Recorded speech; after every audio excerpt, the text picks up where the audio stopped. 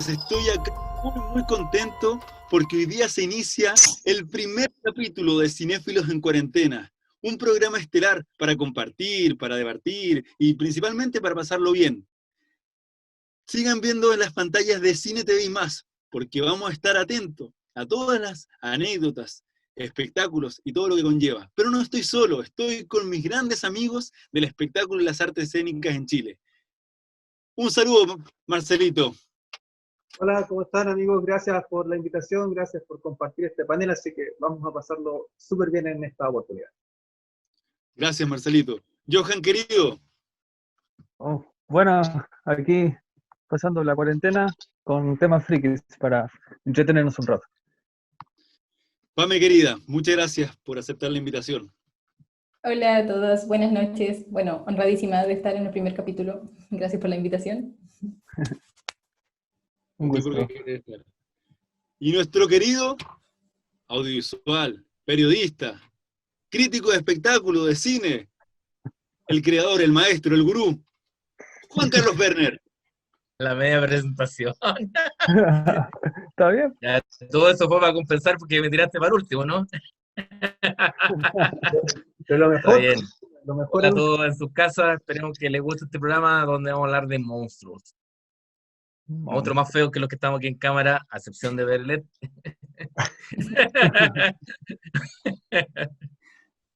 Así es como dice mi querido Juan Carlos, es el día de los monstruos clásicos. Y Marcelo tiene mucho que hablar, ¿cierto, querido? Así es, porque tenemos una historia enorme que contar en la historia del cine con respecto a estos monstruos clásicos que han hecho volar la imaginación de todos nosotros, han tenido reversiones y reversiones, pero vamos a ir al origen. Los quiero invitar a que podamos compartir el inicio de estos monstruos clásicos, que, bueno, oficialmente parten en 1931, cuando Universal Studios venía de la década de 1920, con muchos problemas económicos producto de esta gran crisis que hubo. Y bueno, ¿qué hizo? Se la jugó por llevar a la pantalla grande a los clásicos más clásicos de todos. Y partió con Drácula, ni más ni menos. Vamos a verlo en pantalla. Esta película Drácula, dirigida por Todd Browning, del año 1931. ¿Se ve bien en pantalla, chicos? Sí, se ve bien. Que Sí. tiene como protagonista al icónico Bela Lugosi. Oye, un detalle con esta película, bueno, tiene un montón de detalles, basada obviamente en la novela de Bram Stoker. Bueno, aquí vemos el inicio de esta película, este Drácula, que en ningún momento del filme muestra colmillos, por ejemplo. Ya ahí están saliendo las novias primero, las clásicas novias de Drácula. Y fíjense el nivel de detalle que hace con estos planos, a los bichos, a las alimañas que están dando vuelta en medio de los cadáveres, y ahí está Bela Lugosi. Bueno, el efecto que se logra en su cara se hace con un filtro que se le coloca al lente de la luz para que solamente le ilumine los ojos, que es un recurso que se ocupó mucho en los 80 en las teleseries mexicanas, cuando se le quería poner a la mala ahí esa mirada, y ahí aparece este icónico de Bela Lugosi. Bueno, hay que destacar que Bela Lugosi en esta película no quiso ser maquillado por un grande de este mundo del maquillaje de efectos especiales, que fue Jack Pierce, porque él quería hacer una interpretación basada en su gestualidad, ¿ya?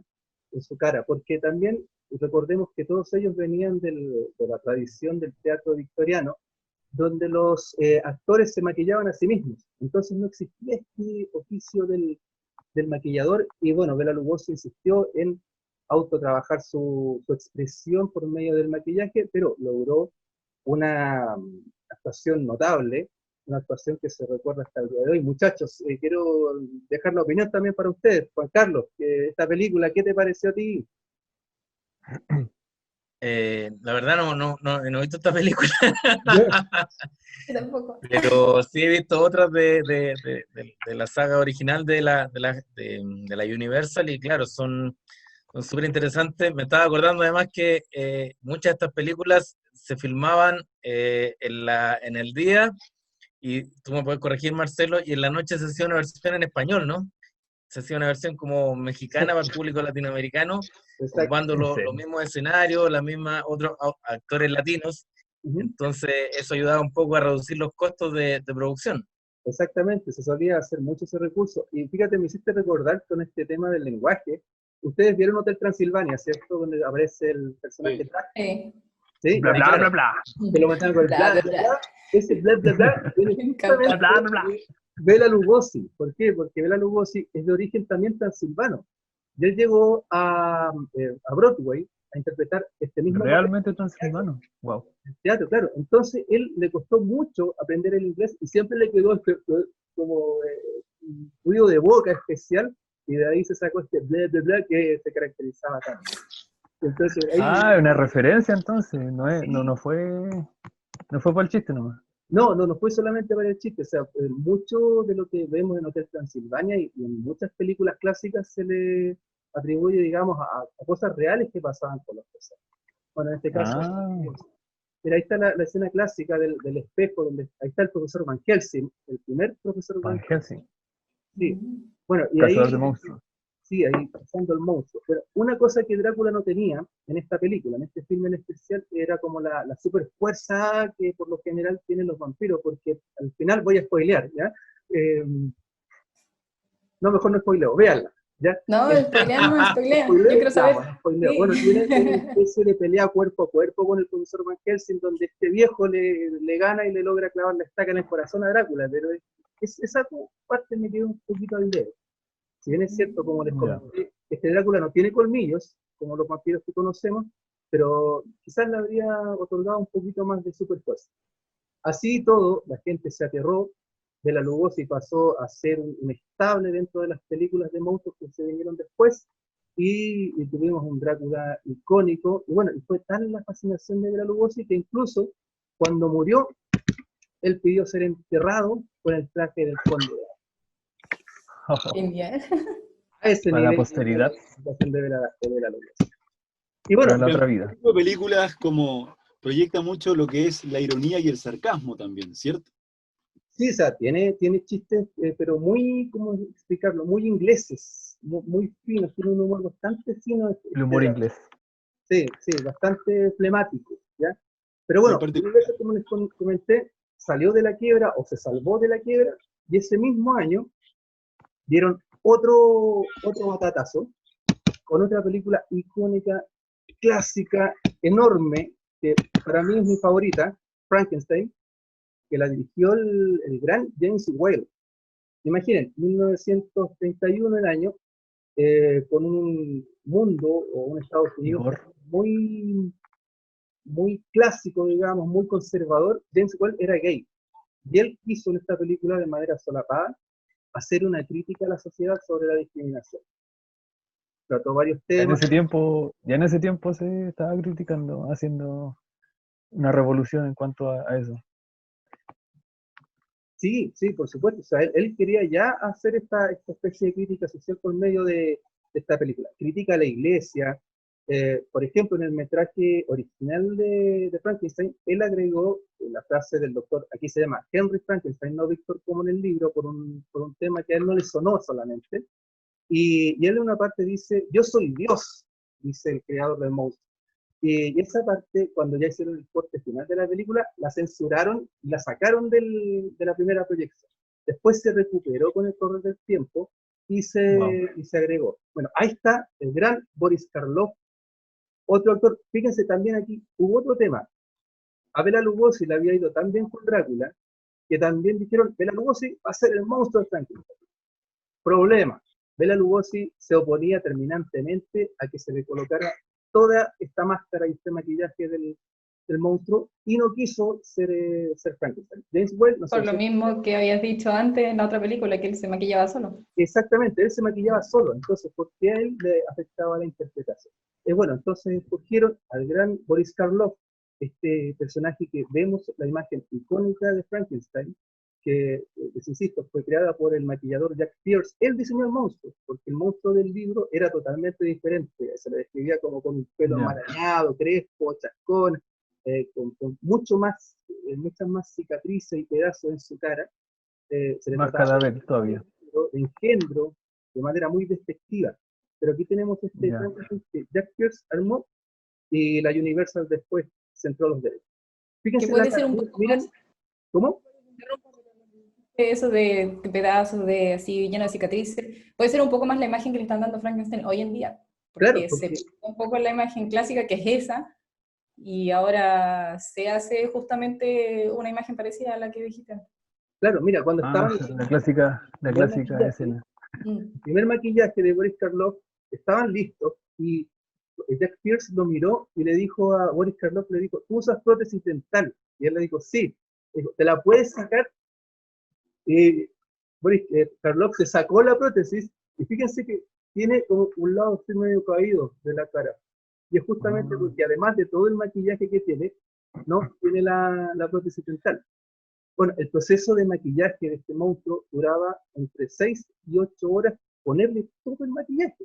Imagínense lo que está sentado y no existían los pegamentos actuales. Entonces eran los pegamentos que cuando, por ejemplo, los electrodos que tiene en el cuello Frankenstein, cuando se los sacó, a Boris Karloff le quedó una cicatriz y años después, hablando 20 o 30 años después, cuando se juntaban con Jack Pierce en programas de televisión, le mostraba, le decía, mira, todavía tengo la cicatriz del electrodo. Y le quedó Un pegamento industrial, ¿qué onda? sí. Entonces Boris Karloff Industrial. dormía maquillado durante, no sé, una semana completa maquillado del monstruo. Marcelo, Hoy- quiero acotar algo muy importante. Mira la escena que estamos viendo ahora, que justamente es una película de terror, y cómo efectivamente la niña le genera una ternura sabiendo que él es un monstruo, que no Claro, solamente ¿Qué va por quieren? el lado de la maldad. Mira, acá vemos, y le queremos decir al público que nos está mirando, que la chica le entrega una flor, el monstruo prácticamente como un niño jugando, que vuelve a la infancia. claro, sí, porque aquí como que queda, después del proceso de revivir, queda con sus facultades bastante disminuidas. Oh, mira, esta escena donde tira a la niña al agua, la repetían una y otra vez porque al director no le gustaba la escena. Y entonces, ¿qué pasó? La niña ya no quería más guerra y el director le dice, ¿qué quieres que te dé para que te tire una vez más al agua? Le decía Frankenstein. Y la niña le dijo, quiero que me dé una canasta con huevo. Y el director le regaló como 3 canastas con huevo y la niña siguió haciendo la escena. Algunos Oye, datos. Aquí me parece importante acordar un punto que hasta el día de hoy es parte de la mitología, y es que la gente le suele llamar Frankenstein a la criatura, Exacto. y en realidad Frankenstein es el científico. Él se llama claro, Víctor Frankenstein, y la gente suele llamar Frankenstein al monstruo, y eso es un error que quedó marcado justamente desde esta época. Sí, mira, si tú te vas a la película y te pones a ver los créditos de la película, cuando salen los personajes, por ejemplo, no sé, dice el nombre del actor y el personaje, ¿cierto? Cuando sale Boris Karloff, vamos a ponerle de nuevo, cuando sale Boris Karloff, no aparece un nombre, sino que aparecen signos de interrogación.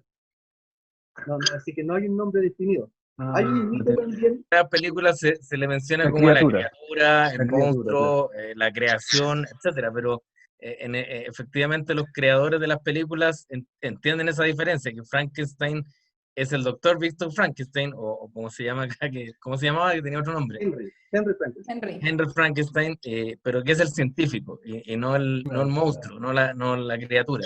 Claro, otra referencia es que en el libro Henry era el asistente de Víctor Frankenstein, no existía este personaje de Igor que lo ponen aquí en la Igor. película recién.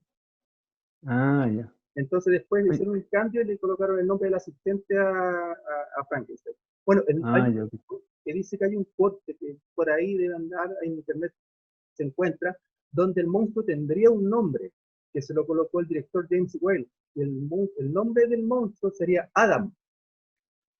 Un nombre súper genérico. Referencia a Adán, como la creación de Dios, que vendría a ser Me sonaba algo así, fíjate. Claro. Sí, de ahí O vendría. igual tiene su trasfondo bien profundo. Sí, por De eso. hecho, ¿Mm? quiero hacer una acotación. Max, tú que, bueno, somos amantes de Doctor Stephen Strange, al igual que aquí censuraron a esa frase que hizo que yo soy Dios, en Doctor Strange también censuraron una escena donde Caecilius hacía un ritual medio como satánico y se enfrentaba contra un clérigo. Y la tuvieron que sacar porque era como muy en contra de la religión. Pero es increíble que en ese tiempo se censuraron y ahora todavía siguen censurando. Sí, Igual sí, es como... es que toma en cuenta que la sociedad gringa es muy conservadora, es muy cristiana, ¿ya? Entonces, cuando se tocan estos temas medios religiosos, suelen ser muy, muy delicados de piel. Entonces, hay que tener cuidado con eso. Y bueno, y para cerrar esta parte, que tenemos para ver mucho más, pero como tenemos que continuar, voy a hacer el último corte de otra película, donde también tenemos nuevamente a Boris Karloff en el protagónico, y es La momia, de Karl Freud, también director alemán, al año siguiente, en 1932, pero aquí me quiero detener, y Pame, mira, atención con los detalles del maquillaje, porque aquí nuevamente está Jack Pierce, el mismo que nos creó a Frankenstein, a cargo del maquillaje, y es una cosa totalmente impresionante lo que hace acá con el maquillaje de Boris Karloff en la momia.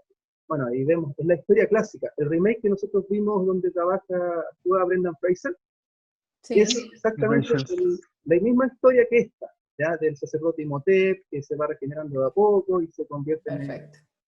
va recobrando sus poderes, ¿ya? Obviamente que se le pone mucho más efecto especial al remake, pero fíjense en este detalle, por favor. Qué buenísimo. Aquí en el video, el maquillaje perfecto que hace nuestro amigo Jack Pierce, el gran Jack Pierce, y fíjate los vendajes, Pamela. ¿Qué hacía Jack Pierce con los vendajes de la momia? Él mismo hacía el vestuario y hacía el maquillaje. Entonces él tomaba vendas, las encochinaba con arcilla. Mira, fíjate el detalle. Y metía barro, entonces él después las cortaba pedazos de tiras, y después las tomaba y las cogía así, una técnica, una para allá, una para acá, una para allá, una para acá, y él mismo volvía a armar las vendas con retazos, y así envolvía a la momia con estas vendas todas polvorientas, y les pasaba nuevamente pintura por encima, y era un arte, pero o sea, yo me quedo sin palabras, yo me quedo mirando esta imagen y es soberbia en cuanto al maquillaje que se aplicó acá. Las telas me recuerdan a las telas de los Jedi, Sí, que es como de ese tipo, media arrugada. Desgastada. Por eso son claramente vendajes ensuciados, o sea, las telas que usan para los trajes de Jedi, nada que ver. sí, pero fíjate que, como decía, el trabajo, o sea, armar de retazos, armar vendas completas para poder armar el monstruo de la momia. Fíjate la mano, el detalle, y para la época, o sea, con materiales que eran tóxicos. No sé cómo lo va a hacer, no sé nunca vamos a saber, es una cosa tremenda, que no se sabía también que eran tóxicos, entonces se procede.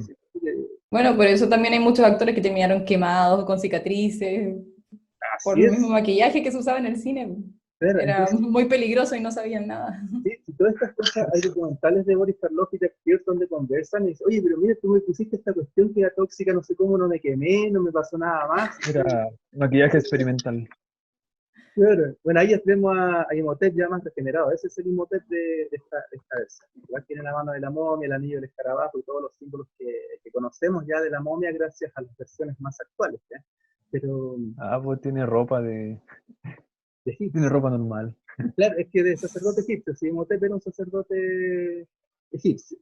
¿Y el personaje de Anaxanamun también estaba en la época? ¿O fue algo más de la época? Sí, no se le menciona también. Obviamente él quería revivir a su amada también con un ritual. Y ahí viste, mira, es la escena donde se va como regenerando un poquito y estos pasos que se van haciendo, ¿se fijan? Y se está destruyendo. Tremendos efectos especiales para la época. Para la época, sí, absolutamente. Y bueno, eso ha sido lo que les quería traer o mostrar y compartir de monstruos clásicos, amigos. Muy interesante. Una buena base. Gracias, Marcelito querido. Y ahora nuestro querido, el gurú, para mí era el gurú, y no es ser chupamedia, para nada, pero digo que realmente es así. Suena a Salfate. Un poco de dramatismo y emotividad. Mejor que Salfate. Salfate y el Pera están ahí. Monstruos de la era Hammer. ¿Nos puede explicar a nosotros y al público qué es? Porque la verdad, me declaro un ignorante de la era Hammer. Terrible. ¿Qué quieres que te diga?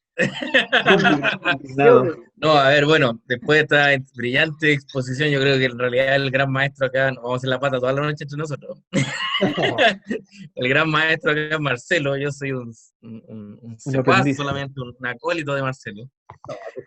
Después de toda esta era que comenzó la Universal en el cine con los monstruos clásicos, con el Drácula de Bram Stoker, con el Frankenstein de Mary Shelley, después el Hombre Lobo y una serie de personajes más, la momia, como estábamos contando. En los años 50, Inglaterra, porque todo esto, la Universal es estadounidense, Inglaterra sacó una saga de películas que fue muy exitosa de la mano de una productora que es la Hammer Films, una productora que sacó una gran cantidad de películas, tanto de Drácula como de Frankenstein, algunas de Hombre Lobo, y una gran cantidad de películas de ciencia ficción que hasta el día de hoy son consideradas películas de culto. Y eso duró más o menos 20 años, desde mediados de los años 50 hasta el año 72, donde la Hammer se fue allá para abajo. Aunque, ojo, la Hammer sigue existiendo hoy día y ha producido algunas películas bastante exitosas. Por ejemplo, el año 2008 sacó el remake de la película esta de Vampiros, Déjame Entrar. La versión, el remake gringo con Chloe Grace Moretz, es producida por la Hammer. Así que todavía sigue existiendo esta productora que es reconocida por todos los amantes del género, del terror, como una de las más grandes productoras que ha existido en la historia. Todo esto partió, bueno, el primer éxito que tuvo la Hammer fue el año 57, 56, con la película La Maldición de Frankenstein. Esto es una cinta dirigida por el gran Terence Fisher, que dirigió muchas de las películas de la Hammer, junto con otros directores como Val Guest, y lanzó a la fama a dos de los más grandes íconos del cine terror hasta el de hoy, uno más falleció hace poquito, que fueron Peter Cushing y Christopher Lee. Peter Cushing y Christopher Lee además eran ídolos para directores como Peter Jackson y George Lucas. De hecho, Peter Cushing y Christopher Lee aparecieron justamente en Star Wars precisamente por la admiración que tenía George Lucas por ellos. Peter Cushing aparece en la primera película de Star Wars, en el episodio 4, él hace el gran Moff Tarkin, uno de los mejores personajes de la saga, que afortunadamente ha sido revivido en las versiones animadas, y que murió en esa película al final. Con CGI. Pero ese era el gran Peter Cushing. Para mí uno de mis actores favoritos de la vida, creo que he visto todas las películas donde él sale.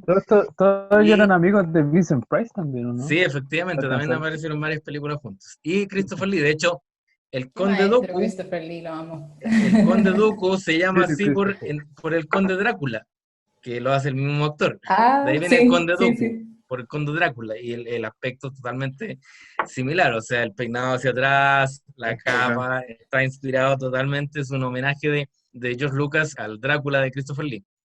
Y de hecho hay una escena, por ejemplo, cuando ChristopherLee, que también interpretó a Saruman en El Señor de los Anillos, la muerte de Saruman, cuando cae de arriba de la torre, porque le pegan el Grima. De la torre de Isengard. Cuando cae, esa escena es un homenaje también de Peter Jackson a una de las muertes de Drácula en la Hammer, donde el personaje Drácula le clava la estaca y cae desde su castillo y muere empalado al final. Entonces, esa escena también es un homenaje de Peter Jackson a la Hammer. Así que es un homenaje. La primera película, La Maldición de Frankenstein, dirigida, como les contaba, por Terence Fisher. En este momento estamos viendo algunas imágenes. Peter Cushing hace del varón Frankenstein y Christopher Lee hace de la criatura, del monstruo. Una de las características que tuvo este cine de Terence Fisher, que hizo muchas de las películas de Frankenstein y de Drácula, es que usó mucho esta técnica que se llama el Technicolor, que era un celuloide que marcaba mucho los colores. Entonces, a diferencia de las películas que nos mostró Marcelo, que eran de una época en blanco y negro, las películas de la Hammer eran súper colorinchas, y era un color súper contrastado, y eso hacía que, por ejemplo, todas las escenas de la sangre era súper notoria en las películas de la Hammer, era como un distintivo. No era una sangre muy real, entendamos que el maquillaje de los años 50 no era tan preciso como hoy día, entonces uno puede ver hoy día la sangre con ojos del año 2020 y uno diría, se ve media falsa. Sí, puede ser, porque entendemos que la sangre no es tan roja como témpera, sino que tiene un color un poquito más como vino tinto en la vida real. Pero efectivamente en estas películas el rojo y la sangre era muy marcado, porque se usó esta técnica de este tipo de celuloide, y al cine es prácticamente todo digital, pero en el celuloide que se usaba en la época, con el Technicolor hacía que todos los colores fueran muy marcados. Y estas películas además se destacaron por ser muy sangrientas y además muy sexuales. Terence Fisher sobre todo, y todas las personajes femeninos que hubo en esta saga de películas, tanto de Frankenstein como de Drácula, van a ver hartas actrices, todas muy bonitas, como Ingrid Pitt, y siempre estaban todas súper escotadas, o sea, el escote hasta el ombligo, así como parecían como estas niñas que hacen Twitch de videojuegos, Por ahí, así eran más o menos los cotes que usaban, y eso para la época era súper revolucionario, estamos pensando que hablando de los años 50, años 60, entonces eran películas súper osadas tanto por su sexualidad como por su contenido de sangre. Eran temáticas bastante osadas y transgresoras para la época. De Bueno, hecho, hasta pero hace poco, según sabemos, Drácula era un seductor, se supone, ¿no? Que seducía a sus víctimas bueno, hay mediante muchas su... versiones de Drácula, de hecho, partiendo por la novela de Ya. Bram Stoker, pero por ejemplo entendemos que el mito de Drácula está basado en Vlad Dracul, el empalador, que fue un tipo que existió en la vida real, que era un tipo sanguinario, o sea, hubo un Drácula en la vida real, en el cual se Sí. basa Bram Stoker para crear su libro. Era un Y rumano. claro, efectivamente uno de los mitos que existen hoy día, hasta el día de hoy, de este Drácula como el seductor, viene precisamente de la cinta de la Hammer, donde Christopher Lee se nos presenta como este Drácula seductor y que consumirá, conquistar a las mujeres. De hecho, hasta cierto punto las podía hipnotizar. Claro, antes era un monstruo, ¿no? Un bicho Sí, raro. en el libro, disculpa, Acoto, en el libro, la novela de Bram Stoker se le describe como un monstruo. En ningún momento existe esta relación de amor entre Mina Harker y él. O sea, y Mina lo miraba y sentía repulsión y lástima al mismo tiempo. Lo describe de esa forma porque el libro son solo cartas. Y ahí lo describe. Ya. Nunca hubo relación y no hubo un Drácula seductor en el libro. Bueno, la historia Buenísimo. de Exactamente. Vlad, que es el como Drácula original, él lo rechazaba a todo el mundo y todo el mundo le tenía miedo porque el tipo realmente estaba, o sea, Ah, muy charlaba el mal. rayado de la cabeza y empalaba a la gente afuera para que la gente no se acercara al castillo. O sea, De era hecho, claro, imposible relacionarle algo romántico a una historia así. Entonces, bueno, así qué como loco. tenemos en la iconografía popular, en el inconsciente colectivo, la figura del Frankenstein, de la criatura, por las películas de la Universal, de alguna manera el Drácula de Christopher Lee fue el que nos dio esta imagen del vampiro seductor, elegante. Además, recordemos que Christopher Lee era un tipo bien pintoso, que medía como 2 metros, que hablaba como 8 idiomas a la Tiene perfección, una voz profunda. con una voz, claro, entonces era todo un Sí, personaje que sí, estaba súper preciso para hacerlo. Ahora, como les decía, las películas de la Hammer comenzaron con La maldición de Frankenstein, en la cual Christopher Lee hace de la criatura, y parte toda la historia, porque en realidad las películas de la Hammer sobre Frankenstein son versiones bastante libres del Frankenstein de la novela. Entonces, la primera película se toma un montón de licencias, y de ahí vienen 5 o 6 películas más, porque se supone que la maldición de Frankenstein, bien digo, comienza con el doctor Víctor Frankenstein, que es Peter Cushing, que está allí, es en la cárcel, va a ser guillotinado por su crimen, por haber creado esta criatura, y le cuenta toda la historia a un sacerdote que va como a confesarlo. Entonces toda la historia está contada como un flashback. Finalmente vemos que el doctor Frankenstein es llevado a la guillotina y ahí termina la película. Pero después en la venganza de Frankenstein del año 58, el mismo Terence Fisher, vemos que Frankenstein sobrevivió. Y de ahí vienen una serie de otras películas con el mismo personaje, donde se van haciendo distintos experimentos. Hay uno donde forma, por ejemplo, revive una mujer. Así que la novela original de Frankenstein es súper reversionada. Hay distintas películas con distintas temáticas, teniendo al doctor Frankenstein como personaje principal, pero donde ya no vemos a la criatura típica que entendemos como el monstruo Frankenstein, sino que hay una infinidad enorme de criaturas creadas por este doctor Frankenstein a lo largo de las películas de la Hammer.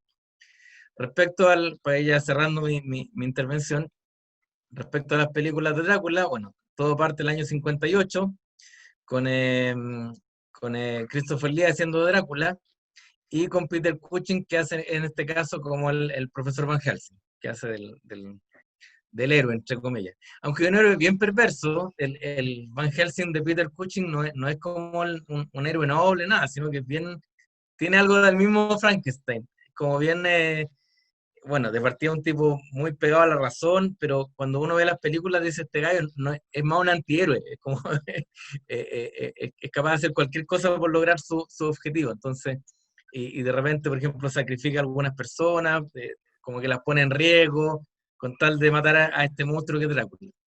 Después pasa una cosa bien curiosa después de la primera película Drácula del año 58, es que Christopher Lee no quería que le pasara lo mismo que a Bela Lugosi y no quiso seguir haciendo Drácula. Entonces sale una película del año 60 que se llama Las novias de Drácula, donde no sale Drácula, sino que salen como estas novias y aparece otro personaje que se llama el Barón Meinster y que en el fondo es una representación de Drácula. Pero en el fondo la película trata sobre este Barón Meinster y estas novias. Aunque se dice, esto es todo teórica, pero el mito dice que el varón Meinster es como el primer vampiro homosexual de la historia del cine. Y después de la cuarta película de la Hammer, vuelve Christopher Lee a interpretar al personaje porque se da cuenta un poco del éxito de que la gente lo quiere nuevamente como Drácula, pero él en realidad se negó durante un buen rato porque no quería que le pasara lo mismo que a Bela Lugosi, que hasta el día de hoy no lo recuerda por Drácula. Ahora, afortunadamente, Christopher Lee tuvo una carrera grandiosa, hizo, no sé, creo que como 100 películas, y Christopher Lee, a pesar de que se lo sigue recordando como Drácula, tiene una filmografía tan enorme que uno lo puede recordar por decenas de personajes, pero él un tiempo fue como que renegó esto, no quería que ser asociado al Drácula y por eso perdón, le costó volver al personaje. Así que bueno, ahí yo les estoy mostrando algunas imágenes de este Drácula de Christopher Lee. Y nada, pues es como lo que les podía contar para no seguirme extendiendo sobre el Drácula y el Frankenstein de la Hammer, que por supuesto la pueden encontrar, algunas están en YouTube, los DVDs se siguen vendiendo, así que totalmente recomendada estas películas, uno las ve hoy día y siguen dando miedo, siguen súper vistas a pesar de que sean la década del 50 y 60 mayoritariamente. Eso pues Me Max. parece muy bien, Juanquita, un aplauso, de verdad, saben mucho estos cabros, saben muchísimo. Notable. No, lo que hizo Sí. Hammer fue notable. Tenemos tres eras, está era universal, era Hammer, y ahora está la era moderna. Y Johan nos va a contar cómo ha evolucionado los monstruos en el cine en la época moderna. Así es. Bueno, yo, claro, como soy de la época de los 2000, del 90, claro, yo crecí con películas que fueron remakes de todas estas historias que estaban contando los chicos. Y bueno, como los 2000 son ya, las películas ya son más de acción, más de aventura, más que de terror o de este suspenso que tienen en ese tiempo.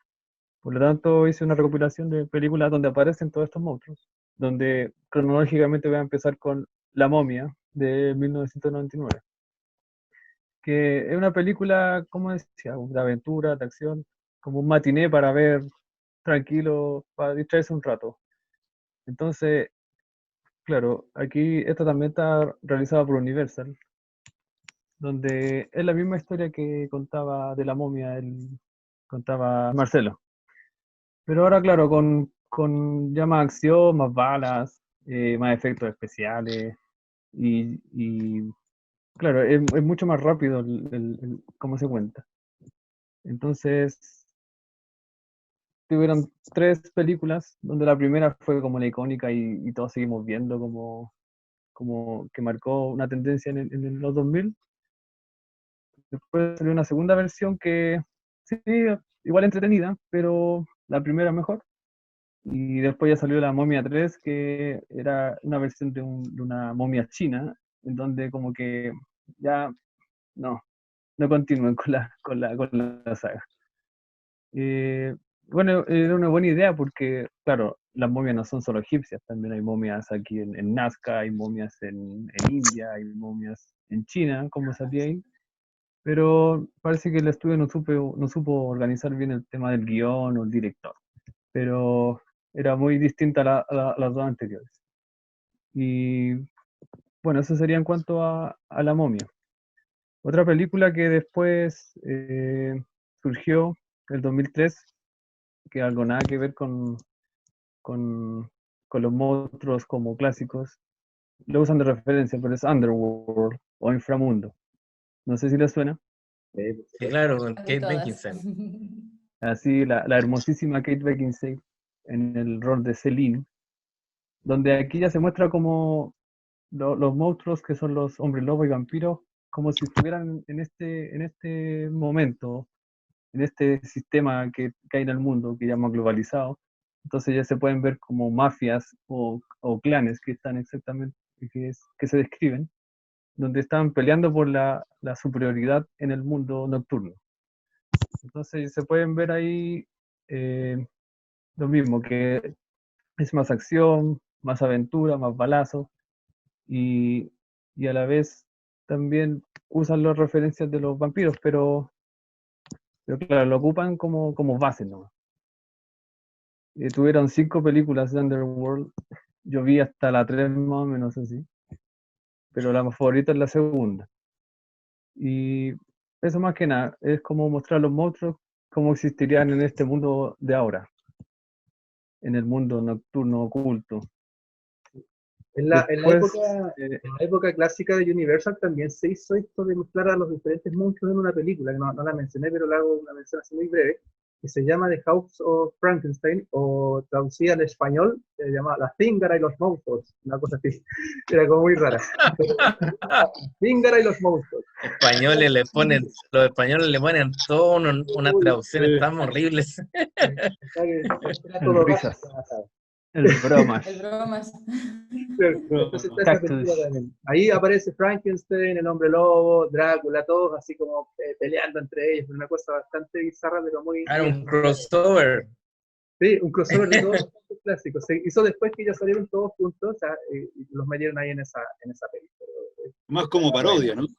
No, siempre manteniendo el tono serio de la época, pero se quiso juntar a los monstruos, era como que ya tenía cada uno su éxito por separado, y era como hacer este tema, fue como los Vengadores, pues presentamos a cada uno y los juntamos después, Crossover más ambicioso de la historia.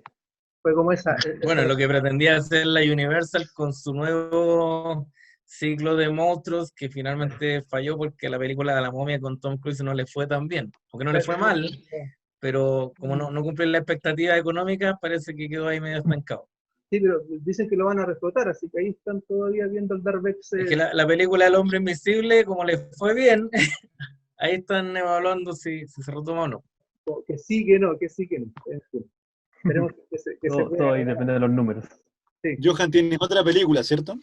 Sí, bueno, continuando con las películas que reúnen todos estos monstruos, yo creo que a ustedes les debe sonar, Marcelo, es La Liga de Hombres Extraordinarios. Oh, genial. Bueno, está basado en un cómic, eso sí, que es de Alan Moore, el gran Alan Moore. Alan Moore que también escribió Watchmen o V de Vendetta. Entonces sus cómics son como más oscuros o más, ¿cómo decirlo así? No son como solo de aventuras, tienen un trasfondo un poco oscuro. Y bueno, aquí vemos de nuevo, en este caso no vemos a Drácula, vemos a Mina, que es una de las amantes de Drácula, que aquí derechamente es un vampiro. Vemos también otro personaje que es Mr. Hyde. No sé si le suena este doctor que hizo una poción Sí. que cuando se la toma se convierte en un monstruo horrible. El Dr. Jekyll. Jack Lemmon. Ese. Claro, y Mr. Hyde es su versión monstruo. Claro. Y bueno, esto hace referencia a ese personaje al trastorno de personalidades múltiples en el libro original de 1886, donde, claro, se describe el lado más oscuro del humano. Y aquí en esta película se ve ese conflicto que tiene el doctor de su alter ego, su personalidad oscura. También se ve el hombre invisible como Skinner. O sea, no se ve el Hombre Invisible en realidad. No sé. Claro, no se ve. Que sería raro así. Bueno, en esta película Claro. no se ve el hombre invisible. Se muestra, se muestra. Claro, Aparece. Es un O sea, personaje, ¿no? se deja notar, se hace notar. Se logra notar, claro. Lo nombran, Y- listo. Claro, Es como el hombre y- invisible de Deadpool 2. Claro. Aparece- Oye, Era Brad que Pitt. aparece como 2 segundos. es que era Brad Brad Pitt, Pitt. era Brad Pitt. Era Brad Pitt. Claro. Y bueno, esta película reúne esos monstruos y claro, el argumento era que el Reino Unido quería, vale la redundancia, quería reunir unos seres superdotados para poder protegerse contra las artes oscuras o los enemigos que tengan. Y bueno, y dejé una última película que a mí, yo la veía cuando chico y la veía cientos de veces, pero después la vi ahora como ya más adulto y la verdad no era tan buena, pero es Van Helsing, con Hugh Jackman y de nuevo Kate Beckinsale, donde aquí se hace ese crossover que decían, donde se juntaba Frankenstein con el hombre lobo y Drácula. Y además también aparece Mr. Hyde aquí también. Y bueno, como todas estas películas, son de acción, de aventura, harto balazo, y claro, no tiene este tenor de terror o suspenso.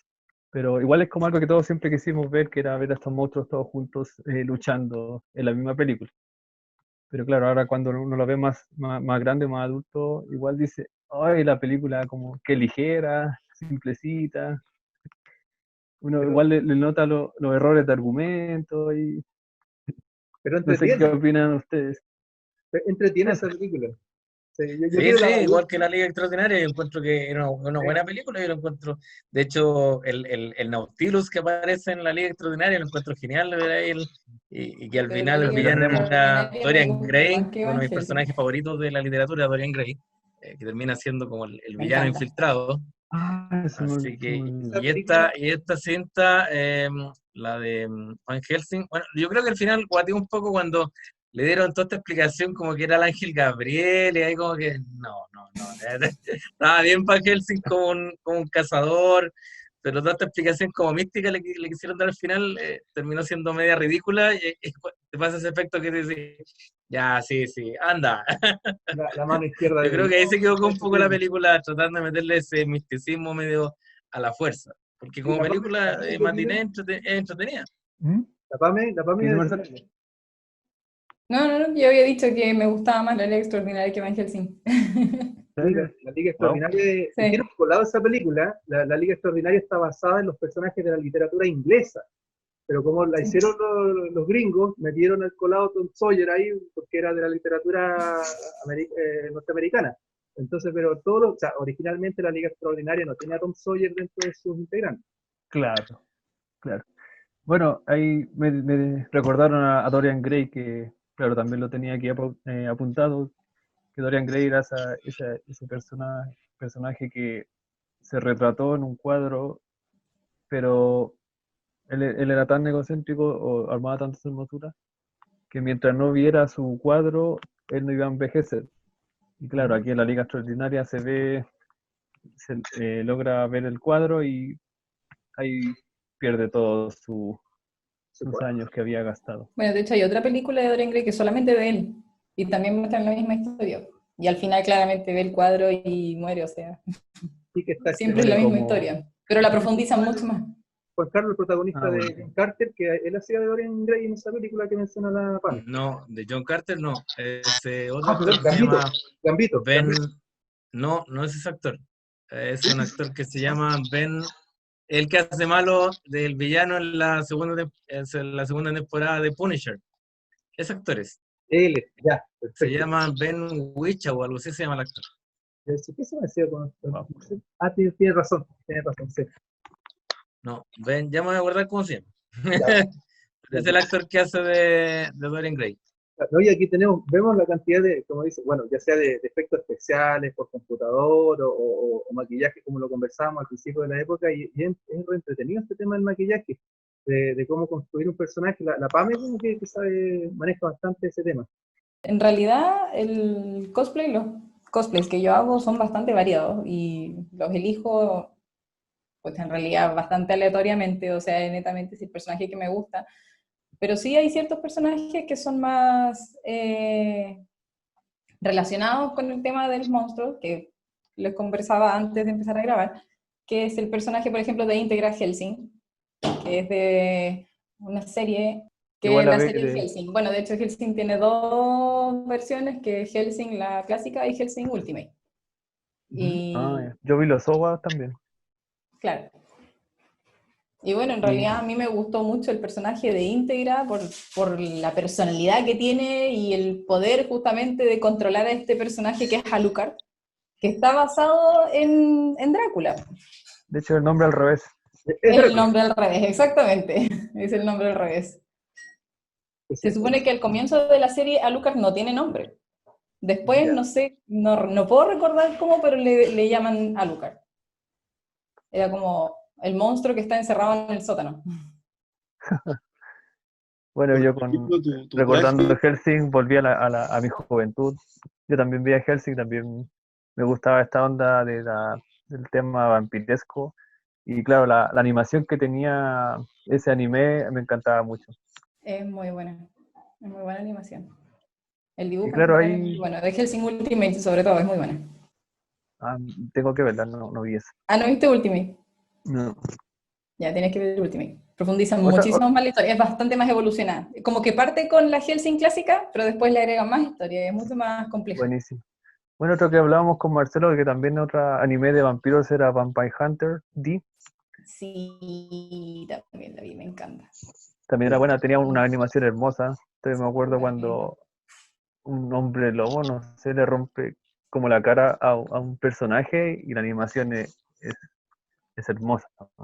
Y el trazo está muy bien logrado. Sí, a mí lo que me llama y eso, poderosamente la atención, que es impresionante que, por ejemplo, Drácula, da lo mismo la época, el tipo va como reencarnando en vidas. Ese es como el misterio que tiene él, y que va de un siglo a otro.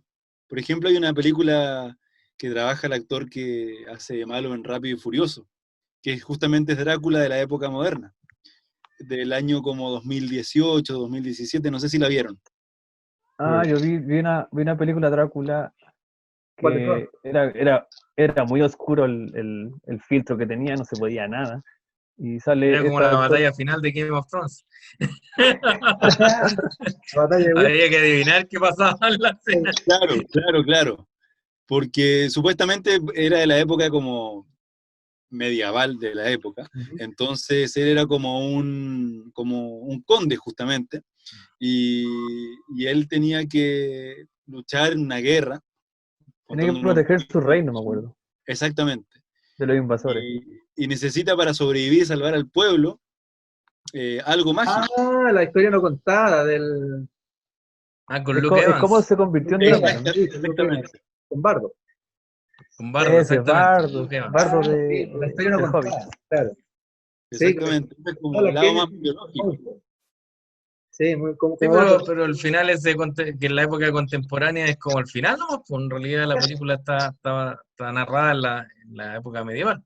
Exacto. O no, Claro, no, claro, claro, como el pero siglo XVIII, Mm. XVII, por ahí. justamente, pero que igual fue como trascendiendo y como que el Drácula, este bonachón, canchero, seductor, con anteojos, no, mentira, nada. No, no, no. Chupa Es que sangre, chupa la sangre. evolución, la evolución de los vampiros ha sido bien especial. O sea, tenemos a los vampiros de Crepúsculo que brillan. O sea, hay diferentes Oh, versiones del se me había vampiro. olvidado eso. Había que Sí, mencionarlo, había que decir. Eh, había que decirlo. sí, pero, por ejemplo, si nos vamos al vampiro como más clásico, o quizás si vamos a ver como en imagen lo que más se acerca al libro, a la novela de Bram Stoker, es lo que se hizo en el 22, con la película Nosferatu, de Murnau. O sea que es todo un tema del expresionismo alemán que se traspasa al filme de una manera magistral, y donde tenemos este Max Schreck que interpreta al conde Orlok, que no se llamaba Drácula por un tema de derechos. Derecho de autor, sí. Era aterrador este Drácula, o sea, Sí, bueno, como un ratón. sí, era una dentadura Parecía horrible. murciélago. Sí, como una Sí, especie de It, como es- el payaso de It, así como bien, Así es, entonces está este personaje que da miedo, hasta el día de hoy da miedo. Yo lo veo y es bien espeluznante el personaje. Ahí va a abrir la puerta. Mira esta imagen, por favor. Miren cómo viene y se aparece. Este que sale como así. Claro, mira la parada. Ah, sí, ese. Ese es el meme. Hay un meme de esa imagen. Esta película que es muda. Como saliendo de la cuarentena. Saliendo de la cuarentena, claro. Y es muda y de verdad que impresiona mucho la actuación de Max Schreck. Y bueno, se cuenta que cuando estaban filmando esta película, él ocupaba esta técnica de meterse en el personaje. Y estaba todo el tiempo de vampiro, o sea, estaban en colación y él estaba como vampiro. Se iban a la casa y él seguía como vampiro. Había una película que se hizo después que se llamaba La Con Sombra. Willem Dafoe. Willem Dafoe, donde cuentan de cómo se hizo esta película. Y ahí cuentan secretillos, pero también con mucha ficción también, lógicamente. Y esta película tiene un mito, es un mito, obviamente, que dice que a la chica, una de las actrices, Madre en alemán. realmente, y la habría mordido de verdad. Entonces, bueno, se maneja esta historia. Max Schreck también se dice que se rayó con el personaje, aunque hizo otros papeles después de esto, pero un personaje icónico. Puede ser el tío Lucas. Orlok, sí. Yo creo que el tío Lucas tiene de este personaje. Además, el vampiro Mr. Barlow de Salem Slot, de la versión ochentera, de la novela que se hizo, también maneja mucho la estética de este Nosferatu, que es bastante tétrico. El expresionismo alemán en su máxima expresión en este film. Ahí lo tenían, que no estaba Bueno, y me hiciste acordar ahora también, llevando al otro extremo, al Drácula más seductor. ¿Qué les pareció si a los que la pudieron ver la versión de Netflix de Drácula con este actor danés que La se llama serie. Claes Bang? Sí. Que yo lo encontré súper raro porque la serie es una miniserie, tiene 3 capítulos. El primero y el segundo me encantaron, lo encontré genial. Y el tercero está ambientado justamente en la época contemporánea, en el año 2020. Lo encontré rarísimo, o sea, como que se fueron, no sé qué se fumaron ahí los creadores, que son los mismos creadores de Sherlock, de esa serie increíble con Benedict Cumberbatch. Pero no sé, creo que la cerraron muy mal la serie. De todas maneras, le fue tan bien que va a haber una segunda temporada. Mira, trataron de hacerla inclusiva, colocar algunos personajes de distintas etnias, como cambiar ciertas cosas. Bueno, Claro, Van Helsing es una mujer. sí, en el tercer acto a mí también se me fue a picar. Hasta el segundo, digamos, magnífico. Y el tercero, dije, ya habría sido bueno que la pasaran a la actualidad, pero el cierre fue tan extraño, me dijo así. Es que muy ecléctico, como que mezclaron demasiadas cosas. ¿Sí? Dio una temática y con la monja Van Helsing original, como reencarnada en la científica actual, fue una cosa muy extraña. Entonces, Una nieta, una cosa extraña. Sí, bastante rara. Debe ser experimental la serie. Sí, no sé, sí, bueno, va a haber una segunda temporada, veamos cómo continúa. Pero de todas maneras, creo que el actor que lo hizo me gustó bastante. Creo que fue un buen casting y claro, recupera un poco esta cosa del vampiro seductor, elegante. es que sabes Y que el final, bueno, no, mejor no voy a contar el final, pero. Yo creo que estéticamente le debe mucho a las Hammer. O sea, es muy Hammer. Sí, totalmente. La letra, todo, es súper Hammer la película. Incluso el actor tiene momentos en que tú lo ves y es el calco de Christopher Lee. Sí, pues un actor danés que también mide como 2 metros. Claro. Tiene todo el look así, a lo mejor le falta el ojo un poquito más achinado de Christopher Lee, pero tiene un poco el peinado para atrás, absolutamente. Recordemos en todo caso que esta versión es inglesa, pues, sí, está hecha en Inglaterra, así que totalmente. Bueno, esperemos que siga la otra y ahí vemos que sigue ocurriendo con esa. Pero se han hecho buenas versiones de todo, buenas, malas, parodias. Hemos tenido monstruos clásicos, vamos a tener para rato. Así que yo espero que el Darkverse se concrete. Por favor, háganlo igual y veamos ahí. Si criticamos, de hecho, falta hartos monstruos que hablar, pero ahora nos enfocamos en los monstruos como en la leyenda gótica de los 1800. Sí, en eso pasamos hoy día. Eso Exactamente. es lo más conocido. Sí, pues nos faltó, no sé, el monstruo de la Laguna Negra, del Hombre Lobo, no hablamos mucho, ya que siempre pobrecito lo tiran a la vida al Hombre Lobo. pero hay personajes muy, muy icónicos. El Hombre Lobo, por ejemplo. ¿Sí, diga? Bueno, está el Hombre Lobo de. Perdón. Dale. No, pero una pregunta, en realidad que estoy escuchando hace rato, que en varias películas se toca el tema de la lucha constante, sobre todo entre vampiros y hombres lobo. No sé si ustedes saben de dónde viene eso, es una pregunta, yo no lo sé, por eso lo dejo como en la mesa, porque no A sé ver, de dónde viene. Como la lucha constante, no sé si es algo de que se plasmó en las películas, en el cine, o está en algún escrito, o algo, en algún libro, algún a ver, mira, autor que lo haya... se armaron en el cine estas trifulcas entre el hombre lobo y los vampiros, o sea, son más como los personajes ya cobraban popularidad, había que seguir sacándole jugo a la franquicia, entonces qué mejor que Ah, a los claro. personajes. Porque las leyendas en sí, o sea, el hombre lobo, tenemos leyendas en la antigua Grecia de licantropía, los vampiros, no sé, los primeros registros escritos vienen de Sumeria, estamos hablando hace mucho tiempo, entonces la Ya, vampírica es una cosa casi la civilización. De años todas ya. maneras, si quieren un par de buenas películas de Hombre Lobo, está la versión de la Hammer con Oliver Reed como el Hombre Lobo. Oliver Reed trabaja en Gladiador, murió mientras estaba filmando la película Gladiador. Tremendo ¿Qué actor. personaje era? Próximo. El próximo, como el que lo rescata, el dueño Ah, el de los viejito. gladiadores, Ya, cuando el viejito, El viejito. Ya, que ya lo sé quién es. matan, ese Oliver Reed. Y en su juventud hizo del Hombre Lobo en la Hammer. Y por supuesto el clásico de John Landis, que es un hombre lobo americano, que tiene una de las mejores escenas de transformación de hombre lobo hasta el día de hoy, con efectos 100% mecánicos, y una escena Mejor que tremenda, Michael Jackson. increíble. Sí, es que de hecho también los efectos los hizo el mismo Rick Baker, que hizo los efectos de esa película y Ah, que ya. hizo Thriller de Michael Jackson, que Ah, buenísimo. Rick Baker ganó el Oscar como 5 veces mejor maquillaje, era un verdadero maestro del maquillaje, y el Hombre Lobo americano es ¿En dónde? hasta el día de hoy una de las mejores películas de Hombre Lobo que se ha hecho, así que totalmente recomendada si es que no la han visto todavía esa cinta. Sí, sí. Así es, chicos, tuvimos un programa espectacular, la verdad que fue el primero. Este programa es nuestro bebé, principalmente, que hay que seguir puliéndolo. Y espero que todos los que están en la casa nos sigan en las redes sociales, Cine TV y más, YouTube, Instagram, Facebook, y divernet.cl también, que somos los sponsors oficiales de este gran programa, donde emitimos todos los fines de semana Cinéfilos en Cuarentena. Pero la próxima semana tenemos algo espectacular y Marcelo nos va a decir. No me Así acuerdo. que no se lo pierdan. No me acuerdo. Extraterrestres. Eran Aliens monstruos del en el espacio. cine. Vamos a hablar de monstruos del espacio, Sí. ya no de los monstruos clásicos, vamos a hablar de los monstruos clásicos como Depredador, Aliens, bueno, el experimento Dr. Quatermass, que es de la Hammer. Así que vamos a hablar, hay una película que yo la encuentro bien interesante, que es Life, que es más contemporánea de hace poquito, Salió hace poquito. que a mí me gusta bastante, que le fue bastante mal, pero yo encontré que era una buena película. Así que vamos a estar hablando de monstruos desde el espacio exterior. Quiero agradecerles Malo. a mi gran equipo.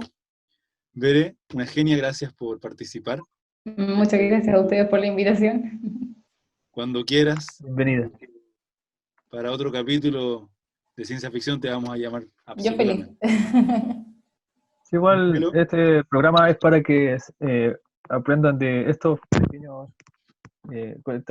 detalles que no conocíamos, por ejemplo, los que nos dijo Juan Carlos, que personajes que uno conoce en las películas de ahora también participaron en películas antiguas. Entonces igual es bueno para obtener un poco más de cultura cinéfila. Esa es la idea. Sí, no, y recordarle a la gente que los clásicos de Universal que vimos al principio, por un tema de años ya, pasaron 50 años del estreno oficial, así que ya están liberados, entonces los pueden ver gratis en YouTube. Así que ahí están todos. Wow. Nos vemos la próxima semana. Les mando un abrazo enorme. Somos Cinéfilos en Cuarentena. Hasta pronto.